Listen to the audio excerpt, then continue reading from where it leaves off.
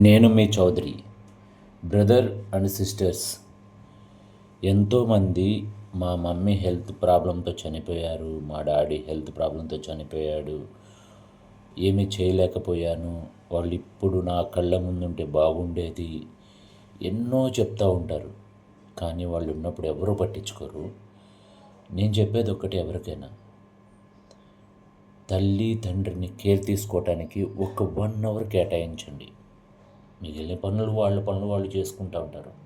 But మీరు చేయగలిగింది ఒక్కటే, మీరు చేయాల్సింది ఒక్కటే, ఎర్లీ మార్నింగ్ మీతో పాటు ఒక 1 అవర్ వాళ్ళని ఎక్సర్సైజులు చేయించండి. వాళ్ళని హెల్తీగా ఉండేలా చూసుకోండి.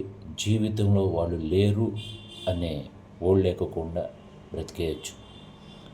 వాళ్ళు ఎప్పటికీ మనతోనే ఉంటారు. వాళ్ళు హెల్తీగా ఉంటే మనం హ్యాపీగా ఉండొచ్చు. వాళ్ళు హెల్తీగా లేనప్పుడు జీవితంలో మనకి ఎన్నున్నా ఏమీ లేనట్టే.